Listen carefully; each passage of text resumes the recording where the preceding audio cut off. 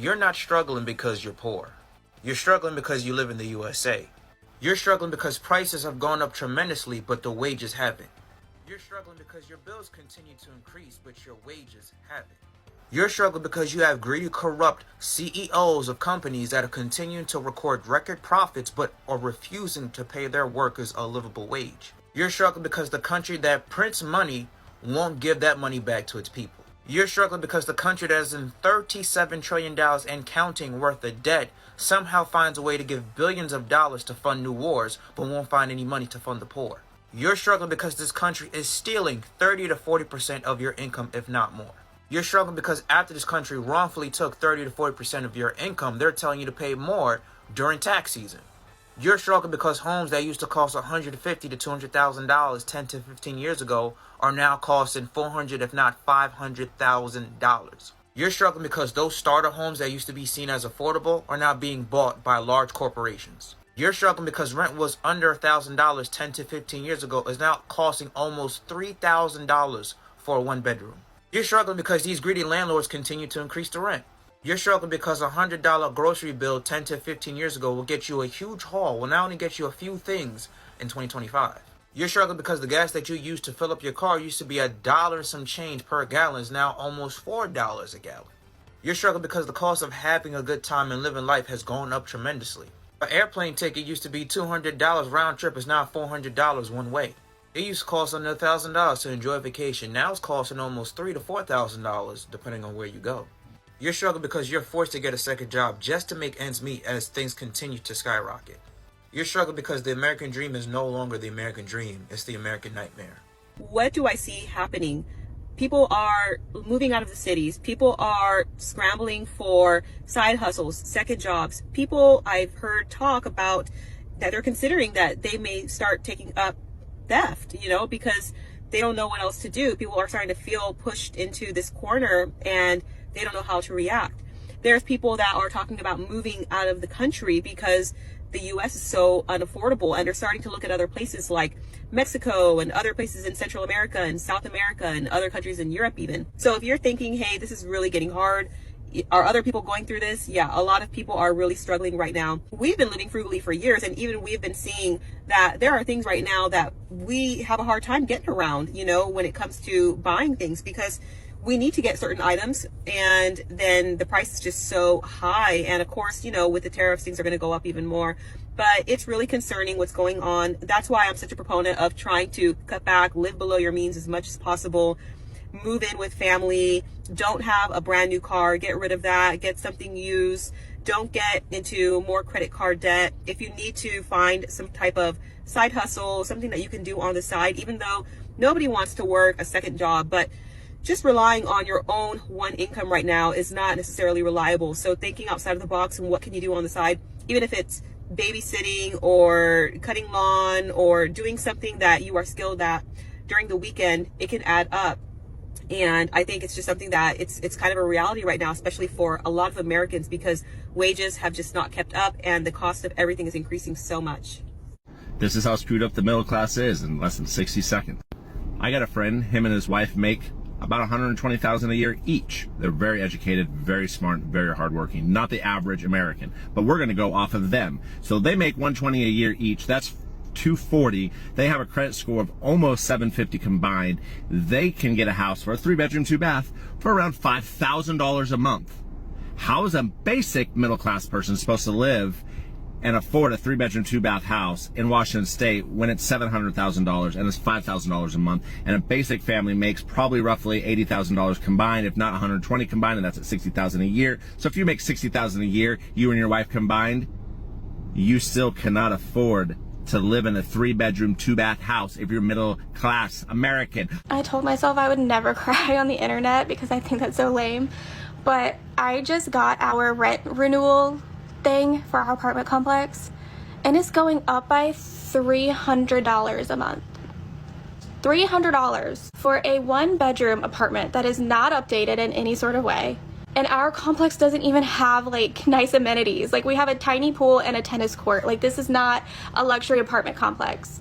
We already pay, with all the fees and everything included, $2,000 a month, and now we're going to be paying $2,300 a month for this tiny apartment. And that's just so frustrating. I don't understand how people can live in this world anymore, and I just don't want to move again because that's so much work and more money, and it's stressful trying to find another place, and it's just so annoying. And now I feel like I need to get a new job, and I just got this job and I like it, but it's not paying me nearly what I need.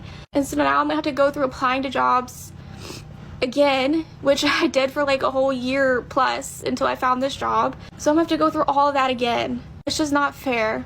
I am so tired of living my life in survival mode because despite having 2 college degrees and making close to $80,000 a year, I still cannot keep up with the cost of living. I still cannot afford all of my bills every month and have to live paycheck to paycheck.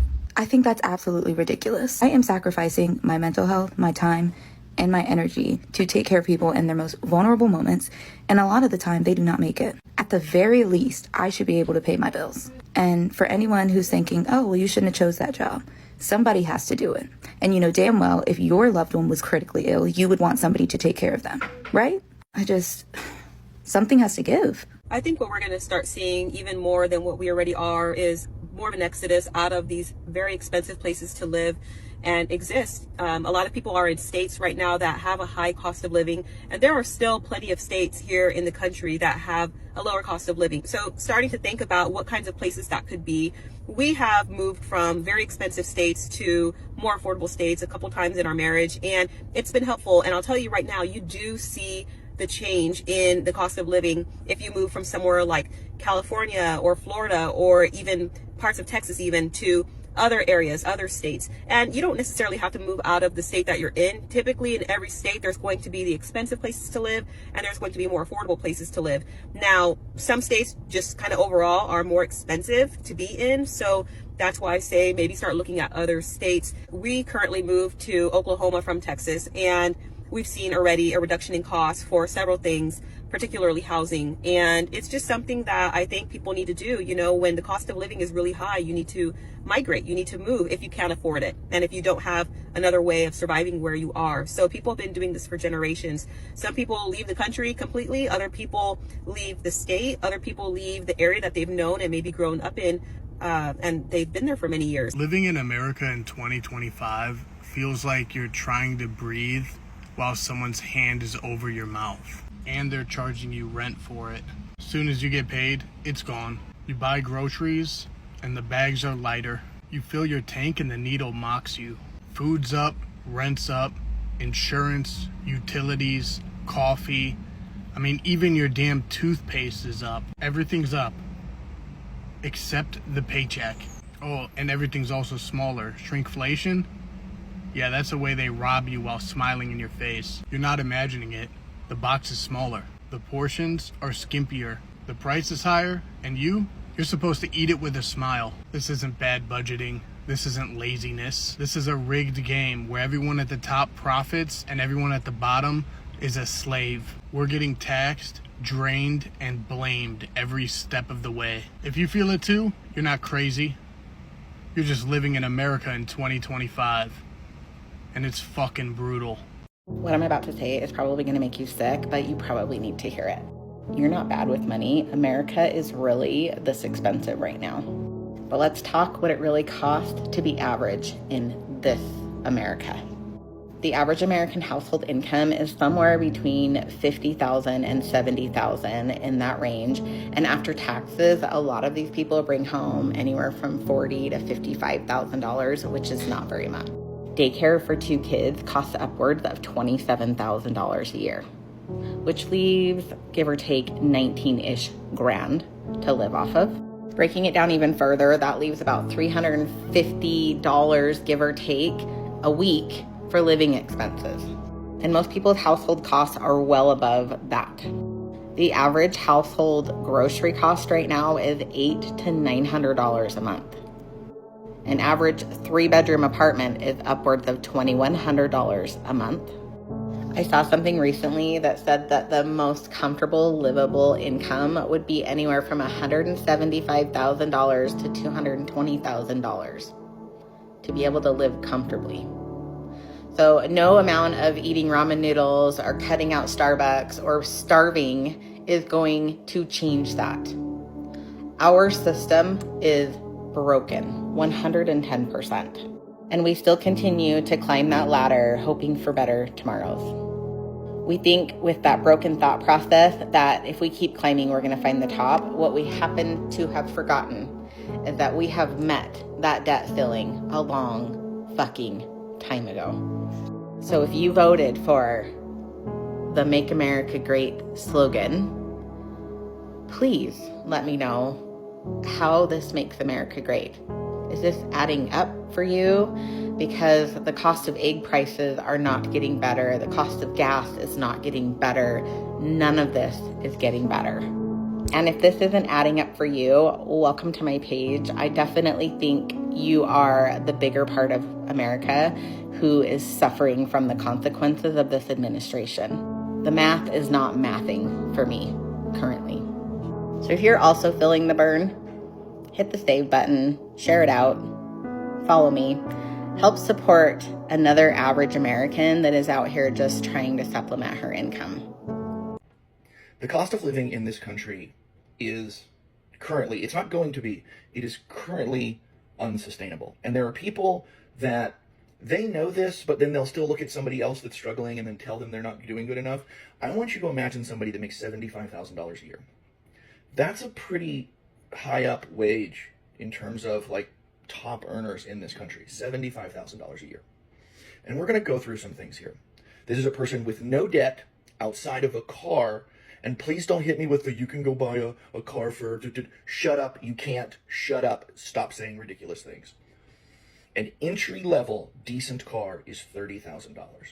So this person who puts $200 a month into insurance and they pay 5% into their 401k because shut up, people should be able to put money into their retirement. Because if you're not doing it now, you're never going to get to start doing it later. So after those two things come out of their paycheck and their taxes are paid, they bring home $53,850 a year from a $75,000 paycheck. Average rent in my state for a one-bedroom apartment, because an adult should be able to live by themselves, $1,700. That car payment at 6% for an entry-level, very reasonable sedan, nothing fancy, that car payment's $579 a month. Car insurance, $240 or so a month for a lot of vehicles in this day and age. You're a young person, you've got a nice job, but the insurance companies still want to screw you over.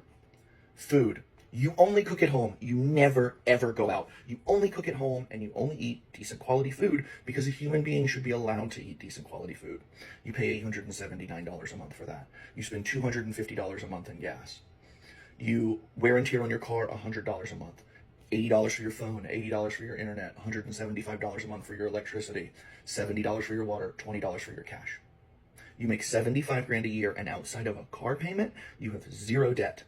Do you know how much money you have left over annually at a $75,000 wage? You do nothing. You don't own a Netflix. You don't go out on a date. You don't pay to go to a park. You don't go watch a movie. You do nothing.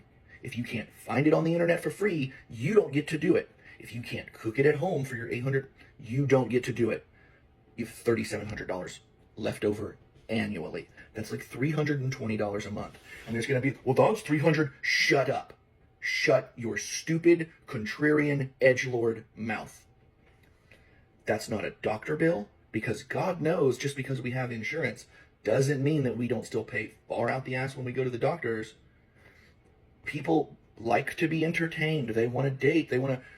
There's those of you out there that will tell somebody living like this on $75,000 a year before taxes that they are not doing what they're supposed to do, that they should get a second job, that they should get a side hustle, that they should get a better job. And the fact that you would look at somebody with no debt other than a car and say something like this to them means objectively you're a moron and you live in a fantasy world. This is unsustainable. I'm tired. I'm so tired of the United States. It's so ghetto, and every day gets a little bit harder to function. I'm talking about, I don't understand how I am struggling in these United States and I make decent money. Like I don't do anything. I don't have debt. I put myself through school. Again, I put myself through school, and I owe the IRS every year. I own my own home. My car is paid off. I don't go out. I don't have friends. I'm a loner. There's a few people I talk to. I don't understand. Like, I have no debt. There's no debt I have, you guys. I don't owe anybody. Like, I'm just trying to understand, how am I struggling? I make decent money. I put money to the side for retirement, and then everything else is for bills. Like, how am I struggling? Like, I live below my means. Like, I stopped buying clothes. I stopped buying shoes and all of these fancy things. I don't go out. I don't purchase unnecessary items. Like, I am no longer a consumer, because when I was a consumer, it did me no good. Like, I have all of these things and nothing to show for it, right? So I stopped buying things, right? And I'm trying to understand, how am I struggling? When I was buying things, I felt like I was doing good. And now that I'm not buying things, I feel like I'm struggling. Like, how does this work in these United States? Like, I don't understand. Like, I live below my means. The only expense I would say I would have is, I do my own hair, and I go get my nails and my feet done every 2 weeks, right? That's it. I'm trying to understand how my grocery bill goes from $400 a month to $1,000 a month. I'm just trying to understand. I'm trying to understand how my electric bill goes from $155 to $800 in 1 month. No past due balance. I'm just trying to understand. I'm trying to understand how my internet goes from $75 to $140. And that is the lowest plan. I don't understand. I'm not processing these United States. And I make decent money, okay? I make decent money. And I saw a video today where a girl said that she makes $100,000 a year. And after taxes, she brings home about $70,000. And she's struggling. And I'm like, baby, if you're struggling, then I'm poor. Wouldn't it be so great if my TikTok career worked out? Because then I might actually be able to pay my bills. I might actually be able to take care of my cat. I don't know what I'm gonna do this month. It makes me mad. I applied to all these jobs. I basically have a college degree. And I can't get a job. And it made me mad. I see these people on social media my age. And they get paid so much money to make these videos. Which good for them, but it's just like, I'm struggling to live. And you guys make videos and get paid. Well, I'm gonna make any bills this month. I'm in so much debt.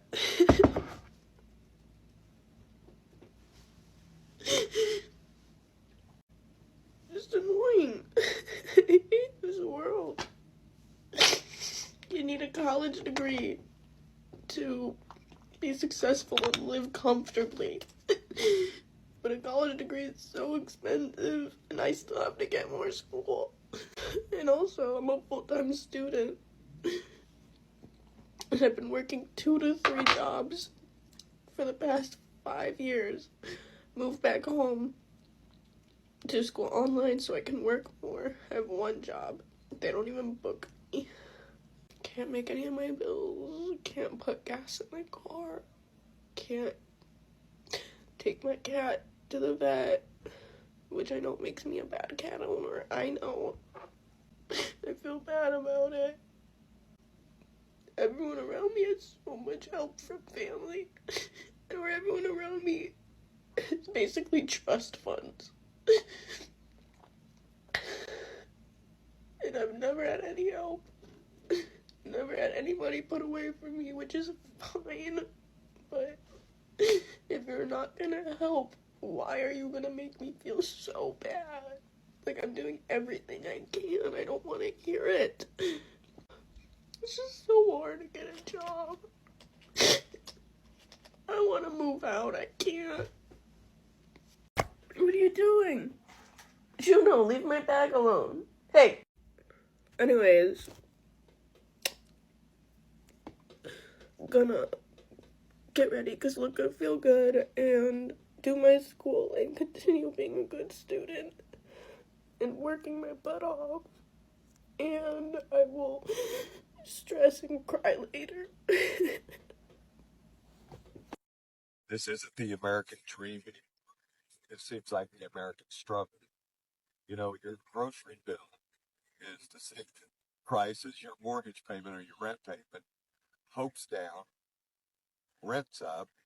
You can't find a piece of land anymore because people from other countries or big developers are coming in and they're splitting it into eight acre lots and building houses, and then they're charging 500,000 to a middle apiece, and then saying that's the American dream. American dream used to be where you could afford things, where you could afford as a family to buy a house, pay for your groceries, get good health care, get child care, so that you can work. The American dream used to be about dreams. You could dream of a better life. You could dream of your own 40-acre plot of land with animals and a big garden.